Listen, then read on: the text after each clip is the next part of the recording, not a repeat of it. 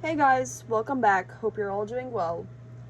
So, in the last episode, I talked about how people tend to freak out about new technology and how that's basically been happening forever. And now we're finally getting into the real question: how does the internet actually affect kids' brains and the way they learn? Because this is where things start to get more real, it's not just opinions or headlines anymore, it's actual research. But also, it's not as simple as people make it sound. So, I wanted to start with something really important that people don't always think about, which is this: that not all screen time is the same. And I know that sounds kind of obvious, but it actually matters way more than you think. A lot of the time, people will just say something like, kids spend too much time on screens. But that doesn't really explain anything, because what they're actually doing on those screens makes a huge difference. So, like, for example, there's a big difference between just sitting there watching videos and actually interacting with something. Like, imagine a kid watching YouTube for an hour versus a kid FaceTiming a family member or playing an educational game. Those are both examples of screen time, but they're completely different experiences. And this brings us to one of the biggest ideas when it comes to learning and development, which is the difference between passive use and interactive use. Passive use is when kids are just watching something or scrolling. They're not really thinking much or responding. They're just taking in information. Interactive use is when they're actually engaged, like they're responding, talking, making decisions, or solving problems. And this difference actually has a huge impact on how kids learn. There's a study by Roseberry and others from 2014 that looked at how toddlers learn new words.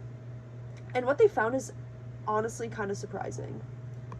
Toddlers can learn new words just as well through interactive video chats like Skype or FaceTime as they can in real life. But when they just watch videos, they don't learn nearly as well.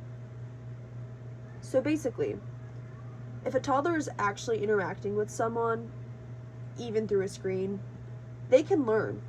But if they're just watching something, it's not nearly as effective. And when you really think about it, that actually makes sense. Because learning isn't just about seeing or hearing something, it's about being involved in it. So, already, this is showing that it's not really about screens being good or bad, it's more about how they're being used. And I feel like that's something people miss a lot. Now, building off of that, there are actually a lot of ways the internet can support learning that people don't always talk about. For example, interactive ebooks can actually help kids improve their reading skills. There's research by Wood in 2005 and Masataka in 2014 showing that these kinds of tools can make reading more engaging and easier to understand. And that makes sense too, because they're not just reading, they're hearing sounds, seeing visuals, and interacting with the story.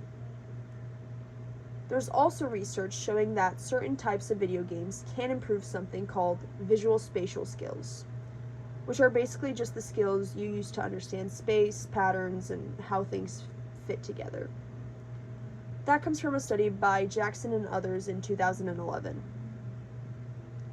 And those skills are actually really important for things like problem solving, math, and even real life tasks like navigating the environment.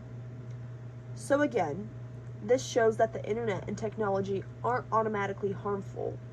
They can actually help with certain types of learning. And another thing that's kind of interesting to me is how much access kids have now compared to before. Like, if a kid is curious about something, they don't have to wait or ask someone. They could just look it up instantly. They can watch a video, read about it, or learn through an app. So in that way, the internet can actually support curiosity and also independent learning. But this is where things start to get a little bit more complicated. Because even though there are benefits, there are also some real concerns, especially when it comes to how much time kids are spending on screens. One study by Madigan and others in 2019 found that kids who spend more time on screens at a really young age tend to score lower on developmental tests later on. And another study by Twenge and Campbell in 2018 found that high screen time is linked to lower psychological well-being. That includes things like mood, emotional control, and their overall mental health. So yeah, there is definitely some evidence that too much screen time can have negative effects. But here's the thing. Like I said, it's still not as simple as saying screens are bad. Because another study by Przybylski and Weinstein in 2017 found that moderate screen use isn't really harmful at all. It's mostly when it becomes excessive that problems start to show up. This idea is sometimes called the Goldilocks effect, which basically means not too much, not too little, just the right amount. And I think this is where a lot of people get confused, because they assume that less screen time is always better, when really it's more about the balance. Now there's another really important concept that kind of ties all of this together, and that's something called time displacement. And this might actually be one of the biggest factors when it comes to development, because there are only 24 hours in a day.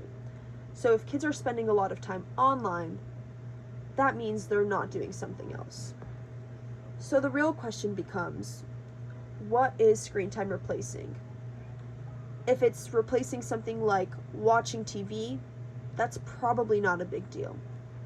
But if it's replacing things like sleep, physical activity, or real-life social interaction, then that's where it can start to cause problems.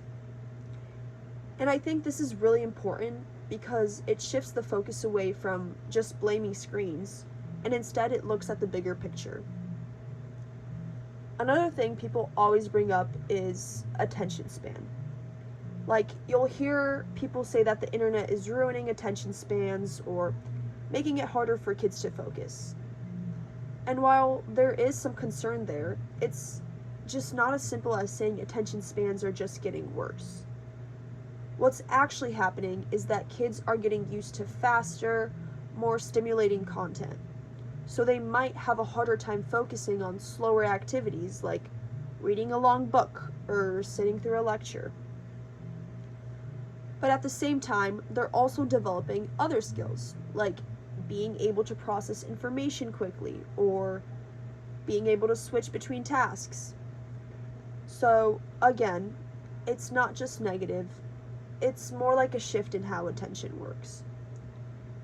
So overall, when it comes to cognitive development, the internet can have both positive and negative effects. It can support learning, improve certain skills, and give kids access to information. But it can also create problems if it's overused or if it replaces important activities.